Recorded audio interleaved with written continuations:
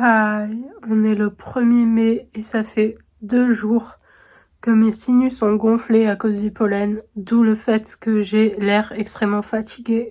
C'est de source sûre que c'est le pollen parce que c'est juste impossible que je sois tombée malade en mode genre un virus. Parce que juste j'ai côtoyé personne qui était malade. Même quand je suis sortie là, personne n'était malade, personne toussait. Enfin, j'ai toujours gardé les gestes barrières. Je fais la bise à personne, etc. Je sais que je ne suis pas malade, genre j'ai un virus, je sais que c'est vraiment le pollen. Je suis allergique depuis des années, même si j'ai compris sur le tard. À chaque fois j'étais malade à la même période, genre mars-avril. Bon là, ça a un peu allé plus loin, avril-mai. Il se trouve que cette année, je l'ai déjà dit dans un vlog, mais dans les épisodes précédents, mais on a pris des médicaments anti-allergie. Fin mars, comme ça j'étais, même début mars, je sais même plus, mais genre vraiment en mars, pour qu'on soit tranquille avec ça. Ouais, c'était début mars. Et j'ai pu passer mon anniversaire sans être malade, ça faisait plusieurs années où c'était pas le cas. Ostara j'ai pu, la Beltane non. J'ai arrêté mes médicaments, hein. Je les ai toujours pris à la suite, il y a pas de problème. Mais j'imagine que le pollen est à un taux un peu trop fort et mes médicaments ne gèrent pas tout. Du coup, j'ai téléchargé une application alerte pollen et tout, et suivant là, en gros tu renseignes ta ville et ils disent par jour le taux de pollen, modéré, etc. Par exemple, on est modéré aujourd'hui, je vais pas sortir pour autant parce que je suis déjà prise, donc je vais pas, voilà. Mais imaginons, et genre je vais me mettre des règles. Par exemple, si un jour le taux de pollen est trop extrême, genre est très fort, je ne vais pas sortir, j'ouvre pas les fenêtres et tout ça. S'il est modéré, je peux, mais à très faible durée et en ayant des barrières. Est-ce que ça se dit aussi quand il s'agit de pollen et pas de personne? Mais en gros, mettre un masque, ce genre de choses. Me nettoyer les yeux probablement, je vais voir si je peux faire ça. Et le nez, of course. Si le taux est faible, et je pense que ma prise de médicaments quotidiens suffira. Je suis quand même saoulée parce que à chaque fois ça m'arrive pendant une fête. Par exemple, 2 années de suite, c'était mon anniversaire et Ostara, ou l'un l'autre. Et là, c'est Beltane. Et j'ai trop les boules parce que Beltane, de base, je kiffe. J'ai pas pu faire ma cérémonie d'Exenat hier. Exenat, c'est comme Wartor Gis Night. C'est la veille de mai. Enfin, je vais le faire alors que c'est une de mes cérémonies néo-païennes préférées de l'année. Aujourd'hui, je vais pas pouvoir faire grand chose aussi. J'ai préparé ma citronnade maison habituelle, traditionnelle, on va dire, de Beltane. Mais sinon, je sais pas vraiment ce que je vais pouvoir faire, étant donné que même juste parler, là, c'est un effort incommensurable que je fais. Après, ça va mieux. Par exemple, j'ai pas le nez bouché, ce sont mes sinus qui sont gonflés à cause du pollen. Mais c'est pas bouché. Des compresses chaudes, ça décongestionne et ça fonctionne de ouf bien. Après, c'est pareil, il m'arrive de tousser. Mais c'est pas, genre, je suis pas dérangée de la gorge, c'est juste que ça me gratte. J'espère que ça va vite passer parce que ça me prend à la tête. Et les Doliprane, ça va 2 minutes, quoi.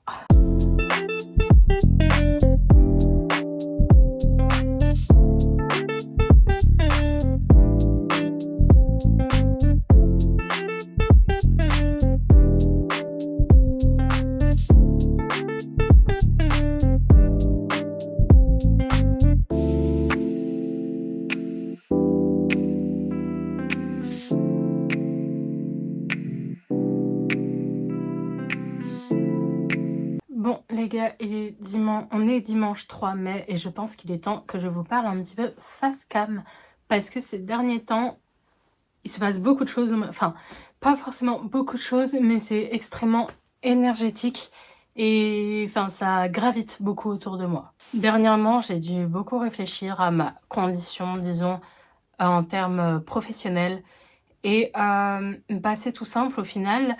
La solution, la seule façon de le faire, c'est de créer une micro-entreprise. Donc oui, je suis en train de me renseigner pour créer une micro-entreprise, être auto-entrepreneuse. Est-ce que... Oui, on va dire auto-entrepreneuse, ici on féminise les mots. Voilà, j'ai envie de proposer à la vente des bijoux artisanaux en bois, et pas que des bijoux forcément, mais principalement des petits médaillons pour l'instant, c'est l'idée que j'ai. mais pas que. J'aimerais aussi, déjà j'essaierai de mon côté de faire un parfum maison. C'est prévu parce que j'ai vraiment envie de faire. Mais si le résultat est bon, même proposer ça aussi à la vente artisanale, ça serait très chouette.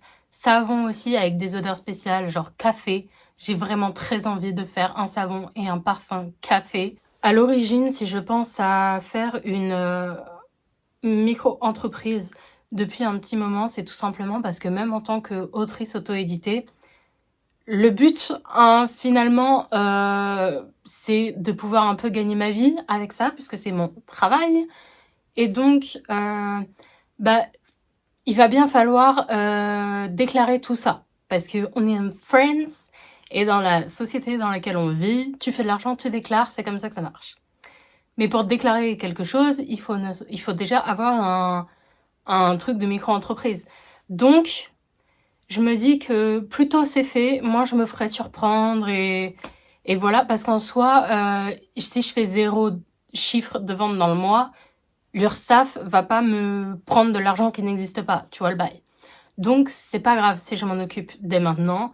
Au contraire, ça me permet de prendre mon temps là en ce moment, puisque pour le moment il n'y a pas vraiment de vente, etc. Mais ça serait aussi pour, par exemple, imaginons YouTube d'école un de ces jours. Bam, la micro-entreprise existe déjà, j'ai juste à rajouter YouTube dedans. Je pense que ça peut se faire. Je pense que ça peut se faire. Et avec ça, bah, s'en est suivi le délire, ouais, des choses artisanales et tout. Du coup, bah, je vais aussi devoir vous montrer ça maintenant en vlog, mes créations artisanales, comment je gère le fait de potentiellement créer une micro-entreprise. Je suis à fond, enfin j'ai vraiment très peur parce que c'est quelque chose de méga sérieux et en même temps bah, je suis très soutenue par mes parents. Ma mère, administrativement parlant, va beaucoup m'aider. Mon père quand à partir du moment où je touche à du bois, mon père c'est un amoureux du bois, donc il m'a déjà installé plein de choses pour que je travaille le bois. Il a acheté des outils. Vraiment, le gars est très heureux que je touche au bois. Et ma cousine, une de mes cousines, est déjà passée par le fait de créer une micro-entreprise. Donc j'ai pu lui poser pas mal de questions. Elle m'a dit que je pouvais continuer de lui en poser dès que je voulais. C'est vraiment chouette parce qu'elle m'a permis de faire la différence entre URSSAF et impôts, chose que je n'avais toujours pas compris parce que je trouve que sur Internet, les gens ne disent pas clairement ce que c'est la différence. Donc ça fait du bien, en fait, d'avoir quelqu'un de, disons, proche qui est déjà passé par là et qui va t'expliquer ça avec des mots que tu vas comprendre, puisque vous venez du même milieu socio-professionnel de base, vous êtes de la même classe sociale et vous utilisez le même jargon, donc vous vous comprenez beaucoup plus. En plus, ma cousine... elle est neuro A aussi, comme moi. Du coup, vraiment, on arrive à se comprendre. Donc voilà, c'est une toute nouvelle étape dans ma vie, un tout nouveau chapitre, une toute nouvelle aventure. Je ne sais pas où elle va nous mener, mais normalement, je devrais pas me casser la gueule parce que bah c'est pas quelque chose qui demande beaucoup forcément de chiffres en matière première. Et je suis bien entourée en vrai.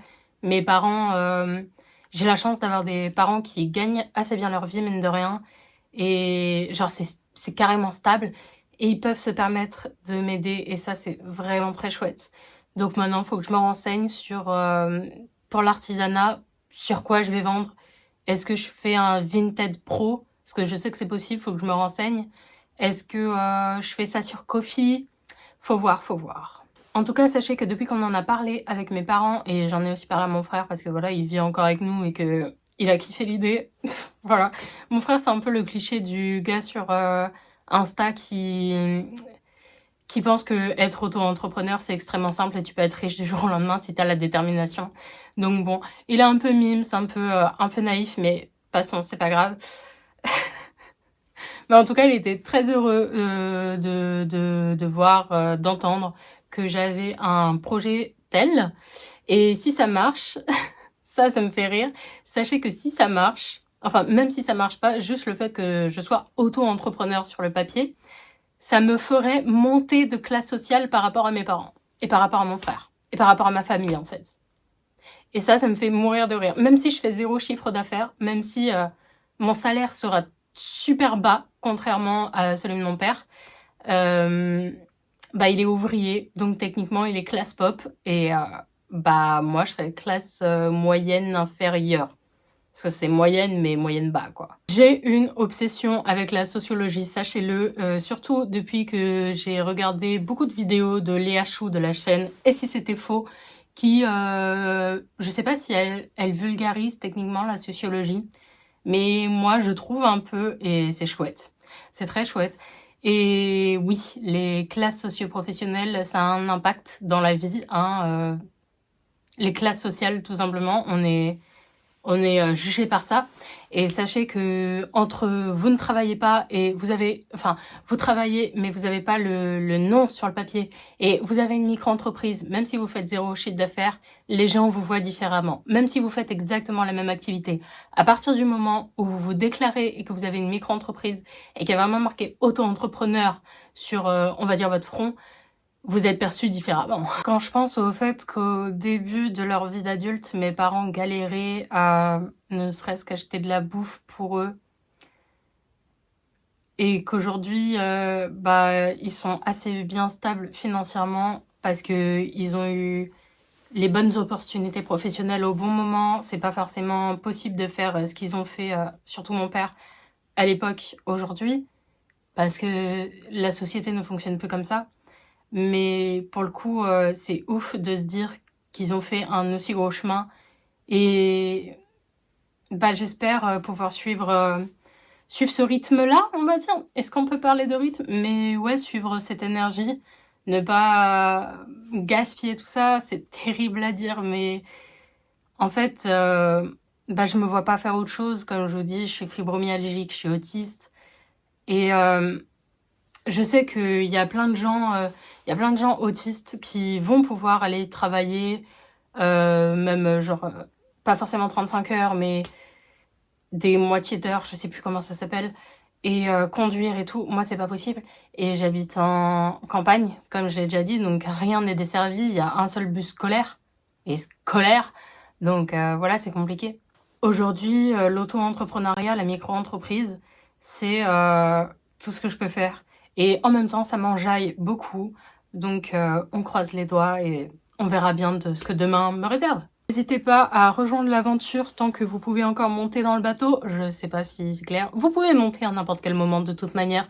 C'est un bateau qui est magique et auquel on n'a pas besoin de passer par un port pour rentrer. Mais pas forcément en achetant ce que je vais faire, hein, parce que je vous oblige pas à consommer ou quoi, mais rien que le fait de regarder mes vidéos, vous abonner, liker, commenter, tout ça c'est gratuit et ça peut être un grand soutien. Et là, je dis ça même à ma famille parce qu'ils y pensent pas, mais vraiment, vous pouvez faire ça comme soutien. Regardez mes vidéos, likez, commentez. Si vous avez aucune idée de commentaire, mettez juste un emoji au hasard. Et voilà quoi, en fait, c'est mine de rien, ça peut aider. Et surtout, personnellement, ça fait du bien de voir que on nous soutient. Je dis que vous pouvez regarder mes vidéos, mais vous pouvez aussi bien sûr me rejoindre sur Instagram. J'aime beaucoup Instagram. Je poste en story un peu tous les jours. Pas forcément en face cam, mais j'aime bien poster 2-3 petites choses tous les jours sur Instagram. Donc n'hésitez pas à me suivre. Hop! De toute façon, j'ai le même nom partout. Oh my gosh, 10 minutes de face cam.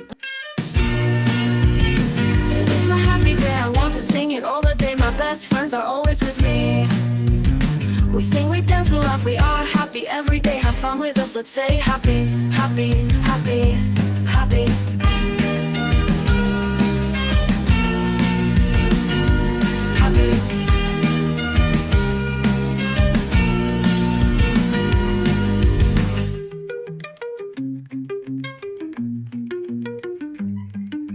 Happy.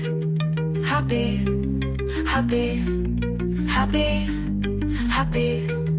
Happy, happy, happy, happy, happy. It is my happy day, I want to sing it all the day. My best friends are always with me. We sing, we dance, we laugh, we are happy every day. Have fun with us, let's say happy, happy, happy, happy.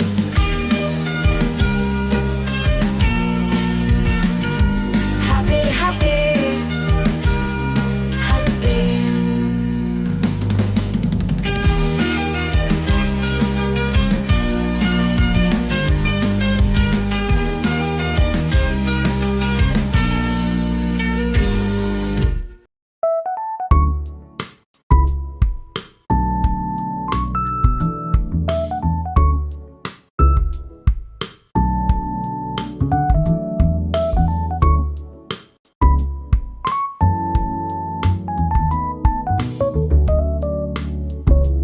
on se refait un petit FaceTime pour parler. Facecam, pas FaceTime. Aujourd'hui, nous sommes mercredi 13 mai et je suis en train de prendre les photos de mes médaillons en bois.